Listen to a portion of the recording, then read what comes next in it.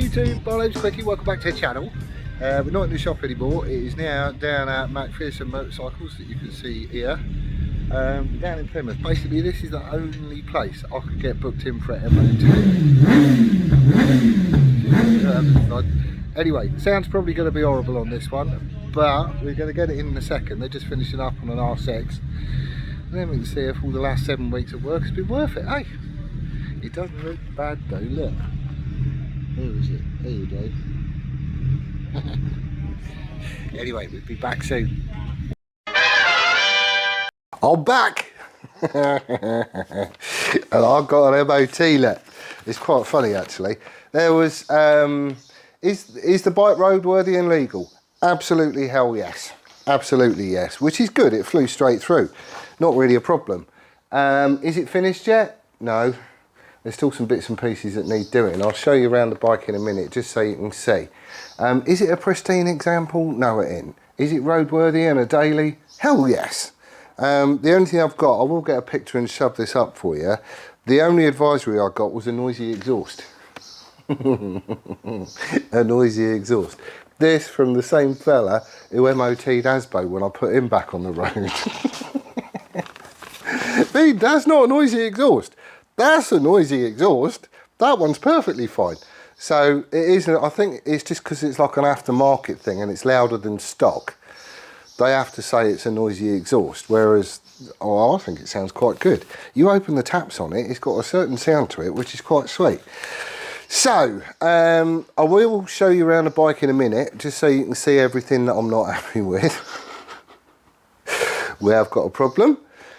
The first problem is just the state of my shop. It is covered in stuff. There is stuff everywhere, because we had a bit of a, well, blind panic on the last day, basically getting it ready for MOT.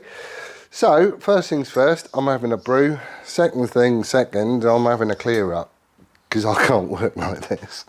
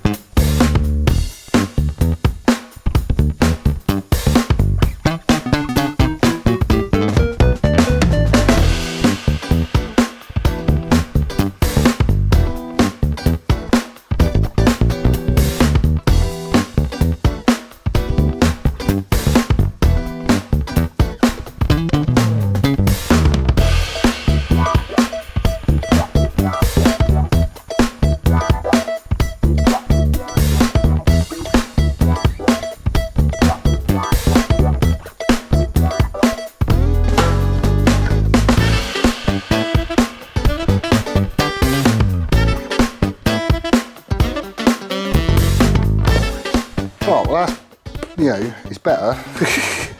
Is it amazing? No. But it is definitely cleaner. So I just can't work in mess. I have to sort of, you know, tidy up and stuff. But there you go, stuff happens. So, MOT lasted, I don't know, 20, 30 minutes. He did give it a good going over, and I was totally honest with him, and I'd said that, you know, the bike came in boxes. This is the first time it's been out. Also told him all the work that we'd done to it as well. So rebuilt the engine, there's some repairs on the plastics, the brakes and clutch and all that stuff has been replaced and serviced and blah. Just so the fella knew what it was I'd actually been monkeying about with. And I asked him just to like cast an eye over it and just, you know, just make sure I did the job right, basically. So it took about half hour, I suppose. But literally it sailed through and all it's got is a slightly noisy exhaust, which is fine. There are a few other issues with it, which I'm going to walk you through in a second. One of the stupid things is on the way there, I turned left, all the indicators were flashing away and everything else was nice. Went to turn left again and the bulb on the dash is gone. So it wasn't flashed. I thought, oh no, it's all broke on my way to MOT.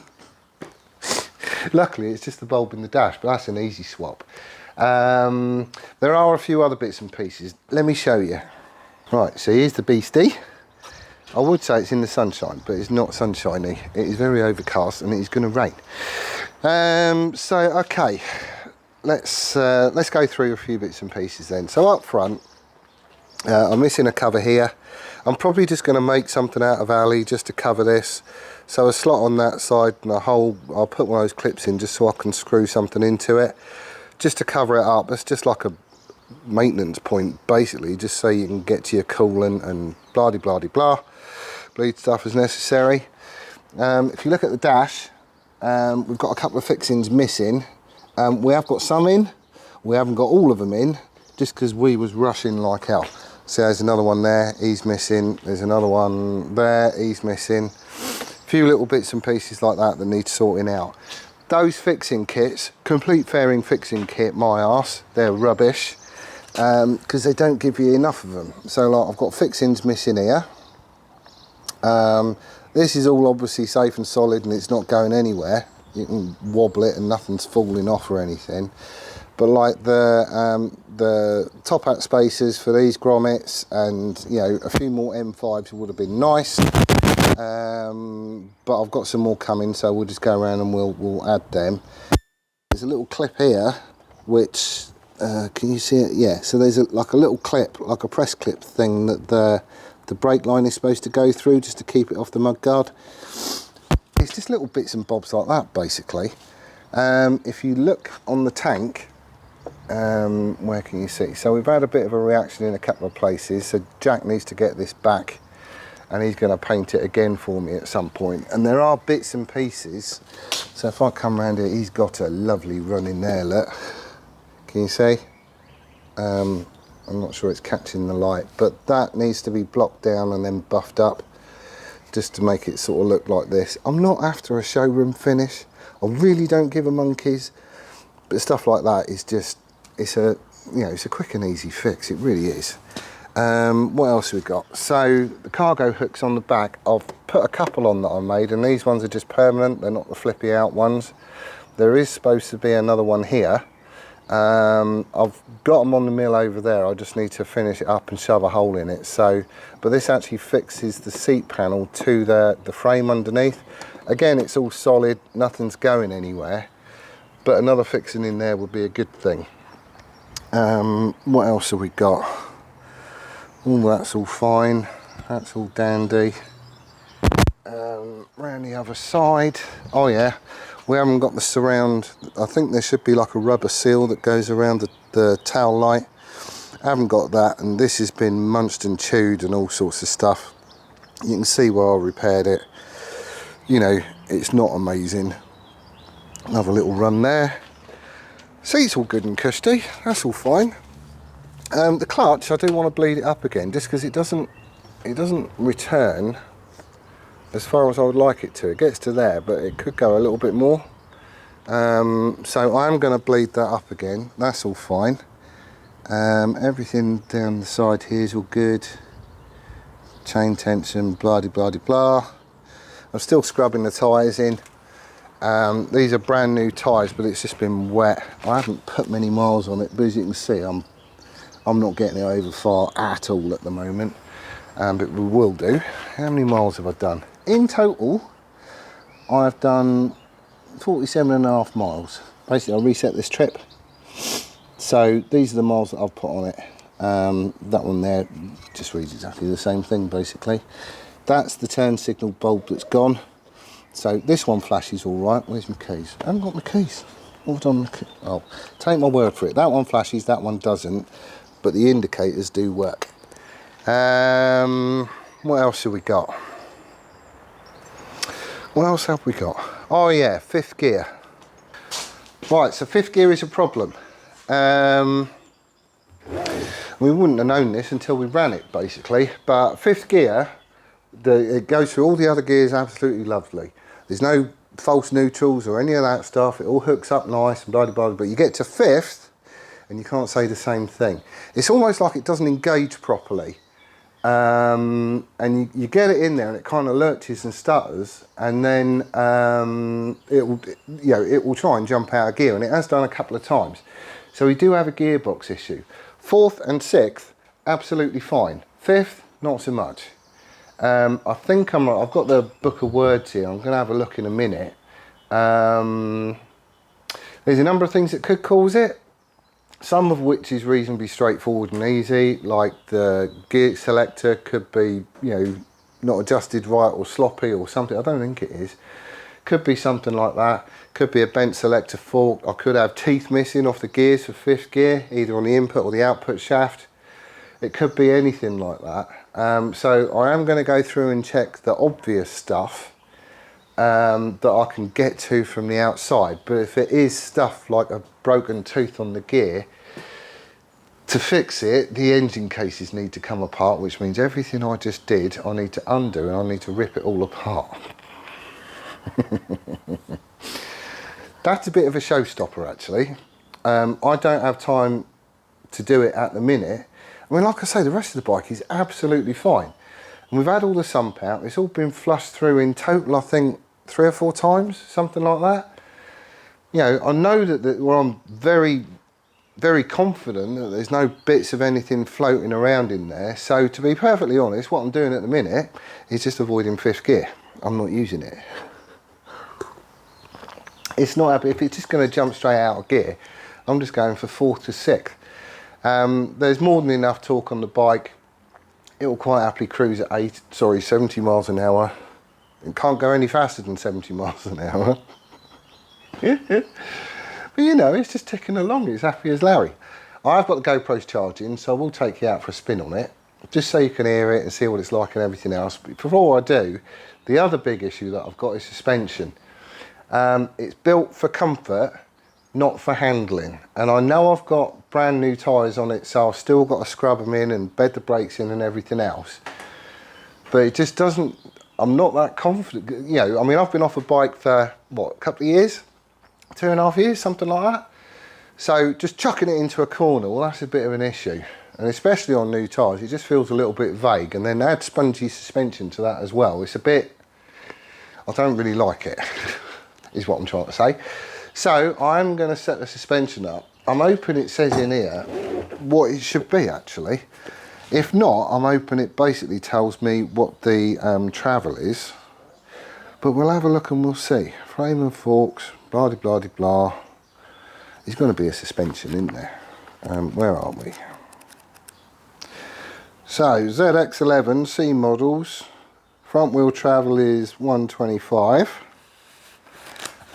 Is there a one for the shock? Rear suspension, wheel travel, 120. Right, we could work with that. See, I'm wondering if it tells you how to set it as stock. It would be nice to know what the stock settings were.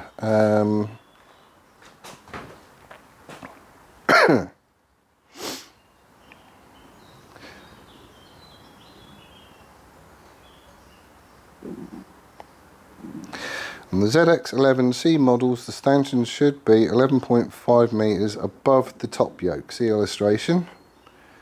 Well, we know that that's okay because it tops out on the underside of the handlebar.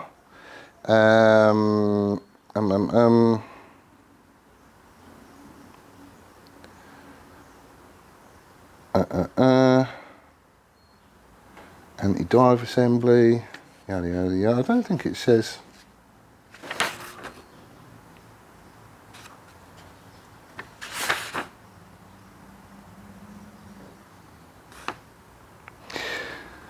Right, I can't see in here where it gives you the stock suspension settings.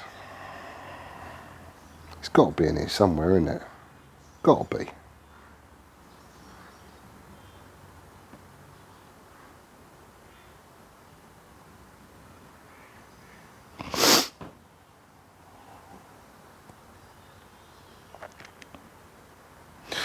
Well, I can't find it anywhere. You'd have thought on the refitting bit it would tell you set it up like this, because that's how we set it at the factory, and I'll quite happily run with that to start off with, to be perfectly fair. I mean, if I was to buy it brand new, that's how it would come. You know, it wouldn't be horrible, it wouldn't be perfect, but you know, it'd be good enough. That's silly. Is there a thing at the front? See, it gives you oil capacity, it gives you spring free length, it gives you the wheel travel, recommended forecoil to use and the air gap, but it doesn't tell you how to set it up. Right, okay. Right then, so, oh, come here. There we go. I'm hoping the batteries are still working. So is it a pristine example? Is it perfect? Is it fabulous? Do I feel epic? No. No, not at all. It's not a perfect example of a ZZR. And it was never going to be at all. I mean, just to put all this in context, right, the bike is 32 years old. How many miles has it done? Right, it has done 61,352 miles. And it did all those miles in the first 10 years. Because it hasn't done anything in the last 21. So, is it perfect? Is it going to be pristine? Is it as it's... No, it's not. You know, it's got an aftermarket exhaust on, which to me sticks out a little bit more, and it's a single. In my head, it should be a double. It should be a 4x2. Which at some point, I'm probably going to be changing that, just because that's what the engine would have been designed to use anyway, wouldn't it? But to me, it sticks out a little bit too far. It does follow the line. If you look down from the top, it follows the line of the tail unit, but that's a really wide tail unit as well. There are runs in the paintwork that I need to sort out. There are odd fixings on it. Some of the plastics are a little bit cloudy and can do with being freshened up and stuff like that. There's the trim, you know where the radiator sits in the oil cooler? There is a plastic trim that goes on the inside of the fairing around there just to sort of create a return lip. That's not even on it. I haven't got the rubber for the rear light. So, you know, it isn't perfect and it's never going to be perfect, but it is going to be a daily driver that looks respectable. If you get close up to it and start looking, you're going to find all sorts of stuff. But, you know, I do have a few ideas for it. Are you dead? Why are you dead? Oh, don't tell me it needs more batteries. Really?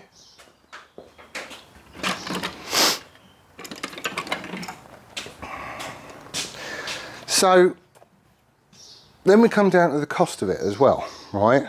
So, at the end of the day, you're never going to fit, are you?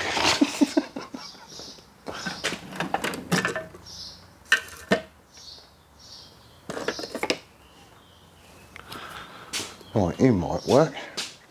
So yeah, then there's the cost of it all. So how much have I spent? Well, the bike didn't cost me anything, right? Jamie got it, he got it, it was like a year ago, maybe a little bit more than a year ago, something like that. And he probably spent 500 quid on stuff. So like piston rings, and you know, he gapped all that lot, and you know, various bits. He had a dodgy valve in it that had to get replaced. There was new chain and sprocket. He got another set of another caliper for the rear because that one was buggered.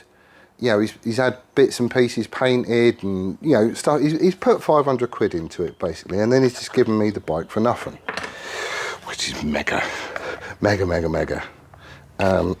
Oh, come on, come out. I messed that up, didn't I? And then there's all the stuff that I've done. So, bear in mind the engine came in boxes. We've had to rebuild all that. So there's loads of gaskets and seals and blah-de-blah-de-blah. It's got another clutch, it's got oil filters, it's got fairing fixing kits, it's, you know, bulbs. I've done a couple of connectors on it. It's got a new battery on it, number plate. All the brakes and all that lot has all been redone with new pads and service kits and yada yada yada. Same thing with the clutch. You know, there has been quite a lot that's gone into it. And in total, I added it up. In total, I've put 1,038 of your English pounds into the bike. That includes the paint job, which, you know, ain't mega, because it ain't mega. It's, you know, it's got runs in it and stuff, but I can fix all that, that's fine. So in total, 1,500 quid. 1,500 quid to get a bike that hasn't done anything in 21 years, that back in the day was a bit of an icon, has to be said. You know, 1990, it was the fastest thing out there, and it was the Blackbird that, you know, knocked it off its perch sort of thing. But that didn't happen for, I want to say 6 years. I'm sure it's 6 years. So, you know, it was the fastest thing on the block for quite a long time. Oh, come on, don't be like that. And it does sound great. It does sound great. It's not a modern sports bike, it's a sports tourer. And you have to think about that whenever you're riding it as well. It's not like, well, I'm going to get my knee down on this one. No. Especially on new tyres. Yeah, it rides different to everything else that I think I've ever had. I can imagine you put in just a shed load of miles on it though, and it'll quite happily go all day. As far as the engineering that goes behind it, you know, it's 4 carbs, 4 pistons in line, should have 2 tailpipes. It's got an airbox with ram air, which apparently was a thing. I'm not exactly convinced of that. It's not forced induction, is it? But you know, it's just like a beefed up, if you look at the Bandit, basic engine layout and everything else is exactly the same. It's just got ram air on it and a few more cc's. That's it. The suspension isn't top drawer, as you'll find out in a second. You're limited on the adjustability and stuff, but again, there's options for tweaking all that stuff. You can put other things in it, or you can get that lot revalved. So there's quite a lot you could do to it really, but bottom line, 1,500 quid to put a daily drive, oh sorry, that includes the MOT. 1,500 quid to get that bike back on the road, I think is brilliant. It doesn't look horrible. You know, it doesn't look fabulous and awesome and, you know, blah, blah, blah, but it don't look bad. Are you going to work? Have you got batteries in? No, you haven't. Why would you? Oh. Right, have I got to take the cut? No, actually, does it just take power off here? I can't remember. Where do you plug in? Oh, come on, don't be like that. There you are. Right, he goes in there. He goes in there. And we've got power. Awesome! We can set suspension up then. Used to are dead. One thing I do want, I mean obviously it's still the bank holiday, so everything is still shut. I think the part of the fairing fixing kit that I've got has turned up. I am still waiting on some M5 bolts and stuff. And I've got those cargo hooks all but done. Where is it? So I've already done this. Where are you? Like that. So it just basically needs the hole putting in there and counter boring, which that's a 5-minute job, so I'll get that done. One's already in there actually. So a quick and easy thing for me to do now, which is going to help the bike, is just to set up the suspension. Right, this is not a how to set up suspension. It's none of that at all. Ideally what I wanted was just to have a look through the book of words and it go, set your rebound, or you know, your damping adjuster to this and put this much preload into it and do that front and rear and you're away. I can't see anything in here where it says that, so we're just going to have to work it out. To do it, I'm using one of these. I've had it for a while, and like I used it to set up the Blade and the R1 and track bikes and all sorts of other stuff. It's basically called a slacker. And this is literally all it is. It's like, well, it's a vernier on a bit of string is the easiest way to explain it. So that's just a remote. You can stick that onto your handlebar just so you haven't got to monkey about with this bit all the time. But in the middle of this, it's magnetic. So, you know, you can stick it on your axle, basically. And then out the top of it, you've just got a piece of string that comes out with a hook on it. So if we was to turn it on and zero it, can you see? Where are you? Yeah, about that. So as the bit of string comes out, your reading just goes up. and it gives you a reading in like whole millimeters. There is no decimal point, there is no point, because they just didn't. But think of it just like a vernier on a bit of string. That's it. So what I want to do is set up a sag to start off with. I just want to get it in the ballpark, and that's all this is going to do. Once you've got a bike in the ballpark, you have to go out and ride it. There is no point going to your mate going, how do you set your bike up? Oh, I've got so many clicks of this and so many turns of that, and you do it and think it's going to behave itself, because it just won't. It's a personal thing, right? So this isn't a how to set up suspension. This is just the way I'm setting a base setting up so I can go out and play. And when I go out and play, I'll be taking a couple of sockets and a screwdriver just so I can adjust stuff as we go in and try and tweak it and get it so I'm a bit happier with it. It is going to change as well.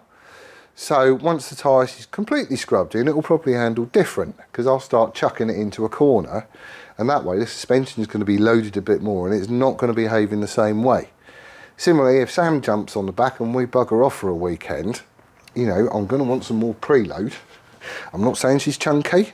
I'm not. I'm just saying extra weight on the back of it changes things radically, and you have to tweak stuff basically. So that's what we're doing. So if we start on the front, what did I say the travel was? Front wheel travel, ZX1100C, 125mm, or 4.92 inches. We go with mil. Right, let's grab a pen and paper and we can start monkeying about. Right, it's all just a little bit overcast, so I'm not sure how much of this you're going to see.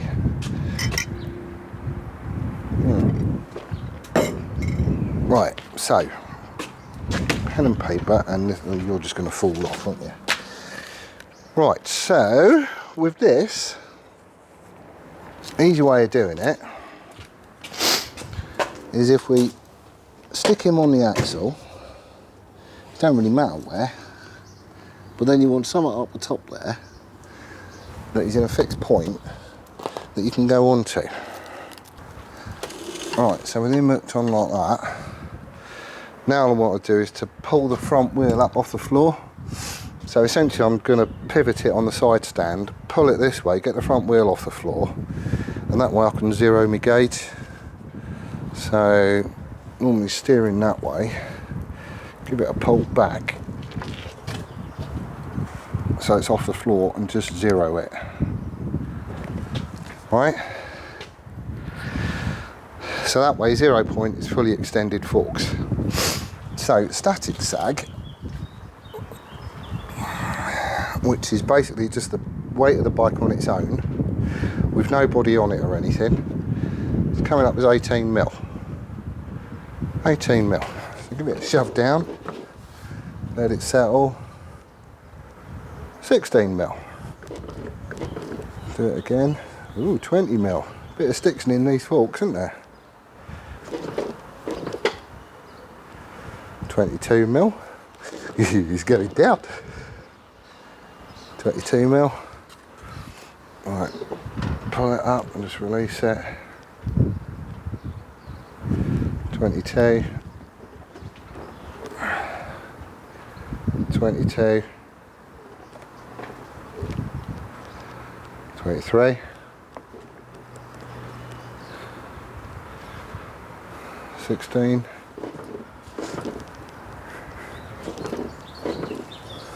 20. It seems happiest around 22 if I'm honest. Right, so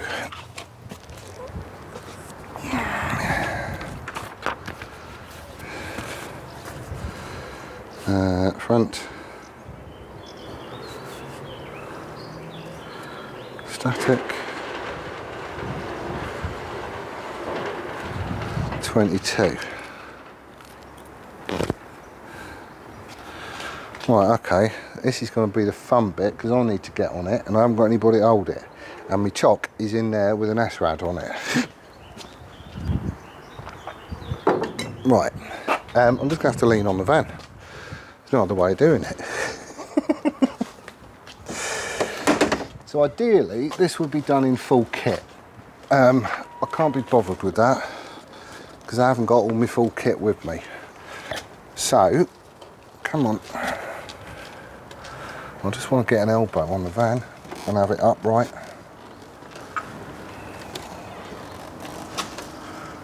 About like yay. I'll do. Right, so with this, normal-ish riding position, like that. Feet on the pegs and not touching the brake, front and rear. It's coming up with 40.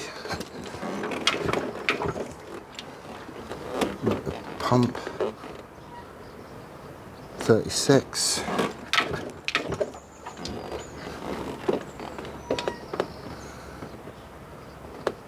36.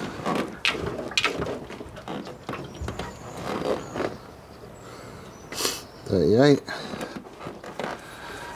Lift it up.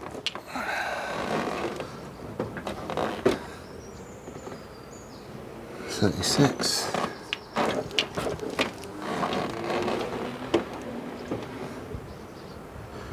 36.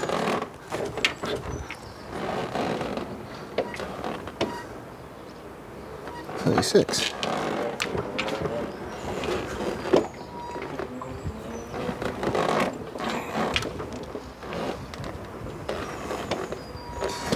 I'm calling it 36.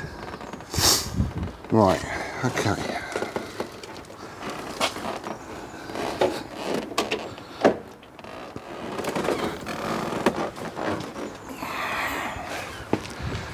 So laden sag is 36. Right, and so general rule of thumb, if you're going on the road, it needs to be a little bit more compliant, a little bit more give to it. If you're going on the track, you obviously want things a little bit firmer because you're going harder into corners, so you're loading suspension up and heavier braking, more acceleration, all that sort of stuff. So, general rule of thumb is for the road, you want your laden sag to be about 1/3 of your total free travel on suspension. And if you're going on a racetrack, you want it to be about 1/4. So free travel on the front forks is 125 mil. 1/3 of that is 41.46. 1/4 of that is 31.35. And our laden sag is currently 36, so we're kind of in the middle. So ideally, we could have a little bit more, you know, get the front to sink down a little bit more, which would be cool, you know, just soften it up a little bit. One thing I'm noticing at the minute is that it doesn't really want to turn into a corner, and that kind of makes sense, partly because of the new tyres and stuff. But if the front is too stiff and too hard, it's going to sit up and it's not going to dive as much. So you're kind of up like that, which is dead good for a straight line, but it's not very good for tipping it into a turn. So we're going to back the preload out a little bit. What are we at the minute? 3 lines showing. Right, let's get a socket. I don't know what size that is. Let's get a socket and we'll adjust this. Right, it's awkward just because I can't get a socket on it because the clip-on overhangs it, which is really annoying. So we want to soften this up a bit. We're just going to wind the preload out a little bit and we'll count the number of flats we go. Is that even going to go? It's not, is it? Am I seriously going to have to take the clip-ons off just to do this? Oh.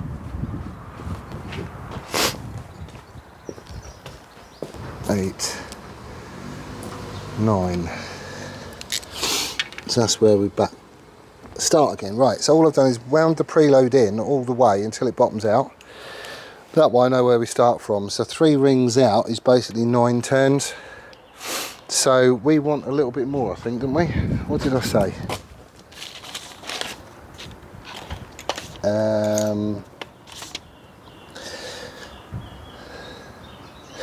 So yeah, we're currently at 36. We want to get to about 40. So if we just go another 2, 1, 2, and then we'll have a go at that and see quite where we are. Come on. you need to come off.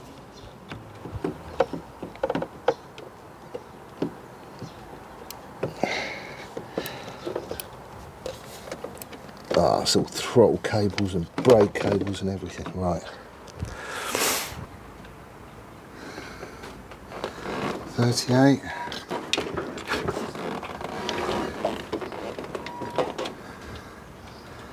39.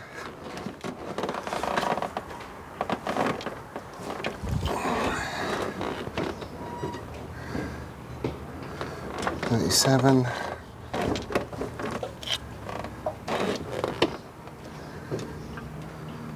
41.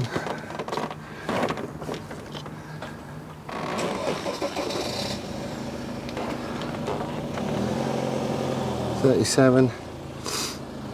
It's gone up a little bit, not a lot. Really want a little bit more. So give it another couple of turns and we'll have another go. I want to try and get it to 40 if I can. Right, so now it's got to get damping sorted. So because we changed the tension in the spring, changed the amount of stored energy, we backed it off a little bit. So if it was all adjusted properly before, this should be over damped, which means it's going to come up quicker than it is going to go down, if that makes sense. Ideally, you want to put a load of weight through the front and then let it come back under its own weight, and it should come back up really quite quickly, but just stop at the top. It shouldn't bounce like that, and it shouldn't come up slowly to the top. It should kind of come up and stop, is the idea anyway.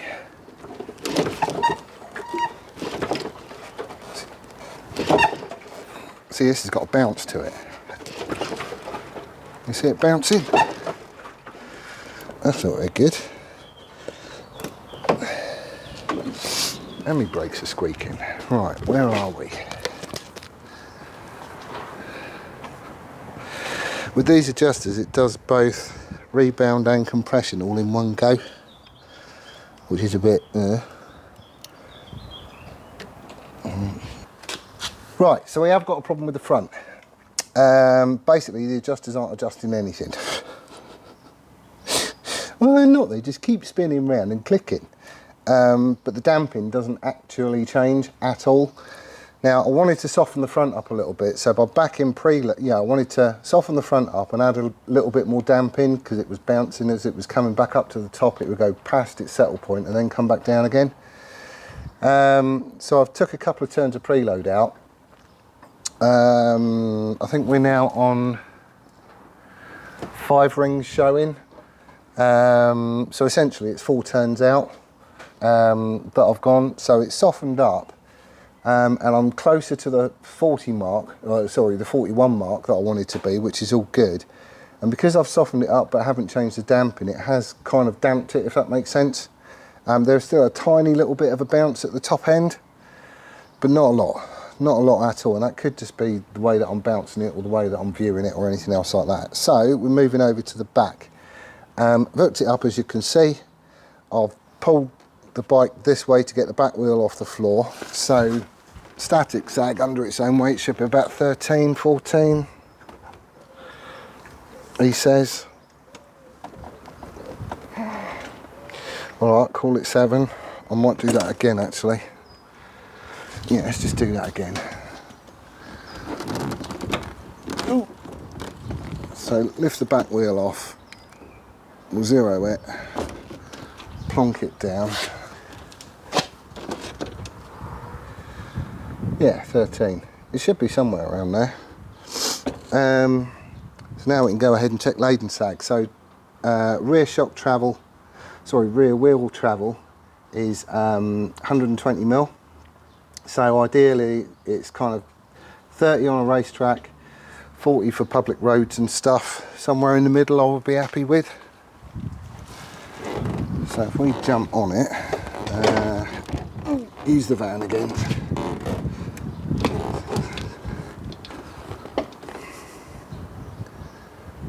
$35, back in the middle. 35. 35.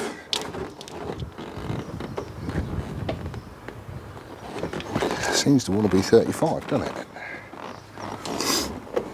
So we lift it and see where we end up. 35.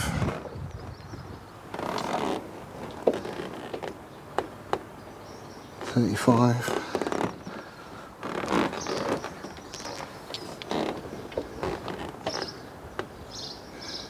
35.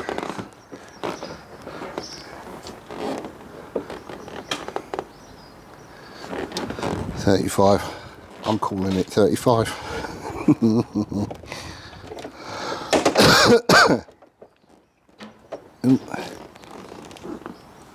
There we go. Right, so 35 puts me smack in the middle, which I'm quite happy with. That'll do. Let's just see what the damping's like.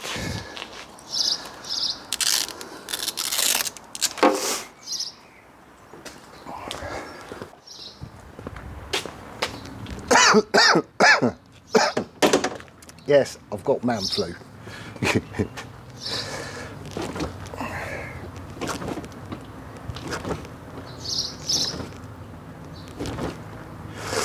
Well, it doesn't seem that bad.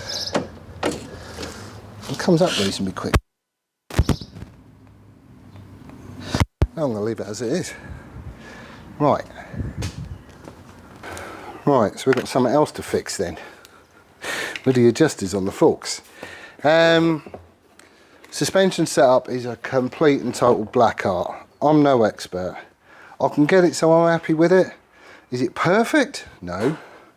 But it is worth cocking about with stuff. I mean, when a bike comes to you, it's basically, you know, it's set for, I think there is a weight that they, you know, a weight and a height rider that it's all set up for. But that weight and height rider, you know, unless you're really lucky, probably ain't going to be you. And you can really improve things just by having a go. Suspension is built such that you can't put a dangerous adjustment in. Not unless you're going aftermarket stuff, like some of the race shocks and that, there's like ridiculous amounts of adjustability. So you could, in theory, go right up one end of the scale for rebound damping and right at the other end for compression damping and have your preload completely off and it will just be horrible to ride. But as far as stock stuff goes, you can't adjust that much. Not really, not in the grand scheme of things, which means you're never going to be too far away from stock. So it's worth having a go and playing. Like if you shove a pillion, like say you got a bike and it's just you that normally rides it, but then like, I don't know, twice a year your other half gets on the back, or you give a fella a lift home from work or something like that, you will notice a difference in the way that the bike performs. So ordinarily the bike will talk to you and it'll tell you what it's doing, but if you put extra weight on the back without putting more preload in, for example, you'll find that as you go to turn into a corner, it doesn't want to turn in. And as you get on the power going through and out the corner, it will want to drift wide. It won't want to hold a line. And that's purely because the back of the bike is lower down than it should be, basically. So if you ever stick anybody on the back, you know, just stick a bit more preload in and tweak your damping accordingly. Damping is set very much along the lines of how much energy you've got stored in the spring, so by how much you've compressed that spring, basically. So if a spring is under tension, it's trying to force its way out. And if you compress it, it's going to come back quicker. So, you know, you would need a little bit more damping just to calm that down so it comes back in a controlled way. Similarly, if you make it loose as anything, then it can be the damper, the damping under compression that is limiting how quickly the shock will travel. So you need to set it, you know, according to the tension that you've got in the spring, and you want it to go down nice and progressively and quickly and return to its original point as quickly as you can without bouncing and going past it or without creeping up to it, sort of thing. Just have a fiddle. You just go out for a ride, chuck a screwdriver and a socket in your backpack, and you just have a play. That's it. You know, you will notice a difference, and it's only by mucking about and seeing what you're happy with that you can get a decent setup that works for you. There is no point in copying your mates. If the OEM book, which that is, and that's the Haynes Book of Fairy Tales, But ordinarily in there would be a, this is the stock setting. Just start on that and, you know, tweak it a little bit here and there. Thing is, if you don't tweak anything, if you don't try and change it, then it's just going to ride exactly the same. And if you're not happy with it, well, then you're just never going to be happy with it, are you? Just have a go. It's not hard. It's one of those, the more you muck about with it and stuff, the more you'll feel it, and, you know, it does kind of make a difference. Winter time, when it's all wet and horrible and nasty, I tend to change the settings on my bike, just because you're not, you know, you're not chucking it into a corner at the same sort of rate. It's all a little bit more lethargic. Summertime, when you've got a nice set of sticky tyres and, you know, open public roads and all that sort of stuff, you tend to be a little bit more adventurous with it. So, you know, firming everything up does make a big difference. But, you know, have a go. See what you think. Right, if these stupid things have behaved themselves and charged up, we can go out playing. Let's have a go. You gonna turn on? Come on.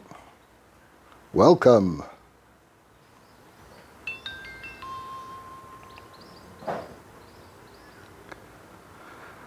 Right, we have got some battery on that one, which is cool. So we can go in there.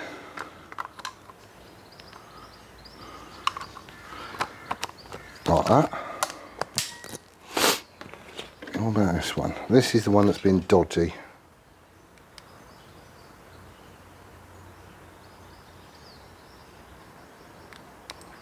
Come on. We've got battery on that one too. Right.